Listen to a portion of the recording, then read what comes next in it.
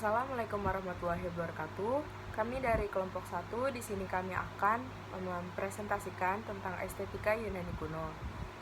Nama saya Ceria Karena bersama teman saya Demas Febrisi Azhari, Hori Erike Putra, dan Reski Belianto. Sejarah Yunani kuno. Peradaban Yunani kuno merupakan peradaban maju dan yang tertua di wilayah dunia barat atau kawasan Eropa. Yunani kuno berlangsung dari periode Archaic pada abad 8-6 sebelum Masehi. Pusat dari periode ini disebut Yunani klasik yang berlangsung dari abad 5-6 sebelum Masehi dan berakhir ketika Makedonia ditaklukkan oleh Romawi. Keseluruhan Yunani sendiri benar-benar dikuasai oleh Romawi pada 146 sebelum Masehi. Assalamualaikum warahmatullahi wabarakatuh. Perkenalkan saya Hori Erike Putra. Di sini saya akan menjelaskan tentang filsuf-filsuf yang berpengaruh terhadap estetika pada zaman Yunani kuno. Yang pertama ada Socrates, yang kedua ada Plato, yang ketiga ada Aristoteles, yang keempat ada Plotinus. Socrates menjelaskan bahwa keindahan jati itu ada di dalam jiwa atau roh.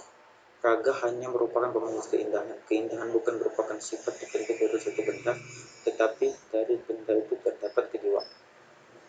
Sedangkan Plato menjelaskan bahwa karya seni hanyalah tiruan dari realita. Realita yang merupakan tiruan yang nemesis dari yang asli. Baru itu merupakan yang terdapat dalam ide yang jauh lebih unggul, lebih adil, dan lebih indah daripada yang nyata.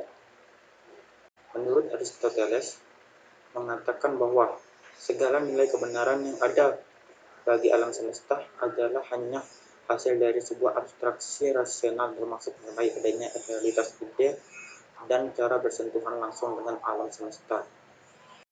Sedangkan menurut Plotinus menjelaskan bahwa teori Trinitas yang terdiri atas Sang Esa, Tuhan, akal budi, nous, dan jiwa fisik. Konsep keindahan mengandung dimensi etis dan estetis, membantu mengenali duniawi dan serta rohani. Sekian dari saya, terima kasih. Bismillahirrahmanirrahim.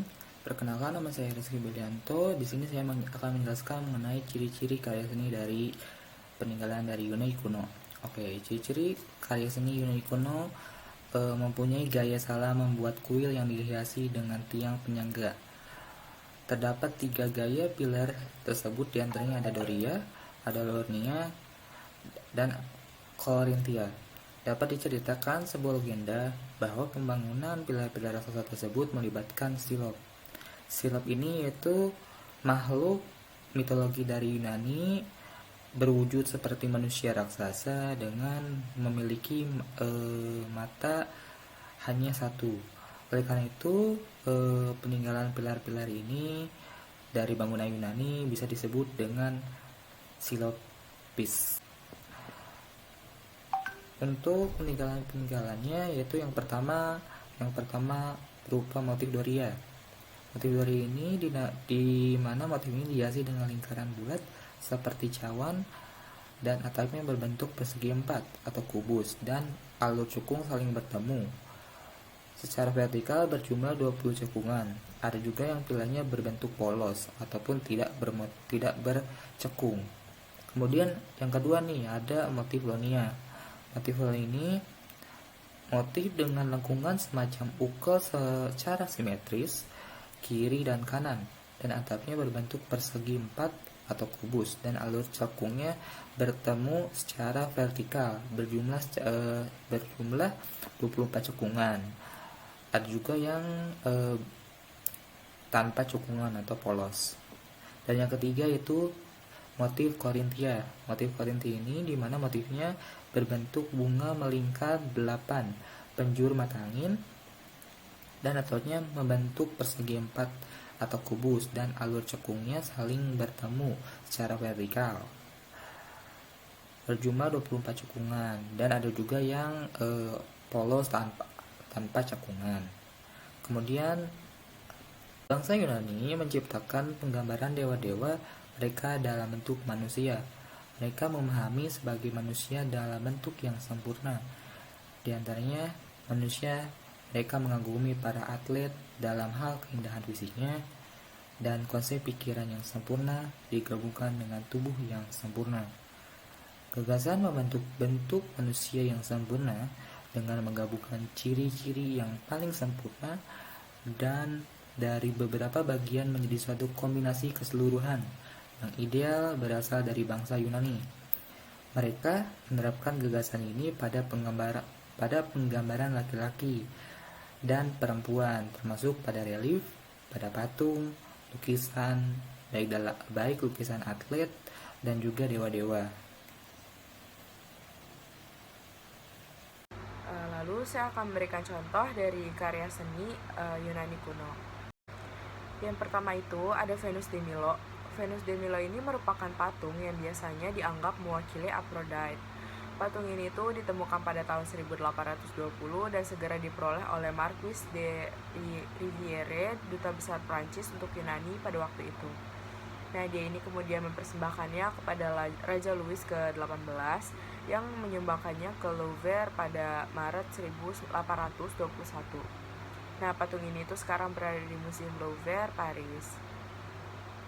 Yang kedua itu ada The Resting Satyr or Leaning Satyr. Nah, ini tuh adalah jenis patung yang umumnya dikaitkan dengan pematung Yunani kuno Praxiteles. Ini tuh udah ditemukan 115 contoh dari patung ini dan yang paling terkenal itu berada di Museum Capitoline. The Resting Satyr or Leaning Satyr ini menunjukkan seorang satir muda yang dapat diidentifikasi dari telinga yang runcing dan para dalide atau disebut juga kulit macan kumbang yang dikenakan di tubuhnya. Nah, selanjutnya itu ada The Derveni Crater. Ini tuh ditemukan pada tahun 1962 di makam 2 yang terletak di Derveni dekat Thessaloniki.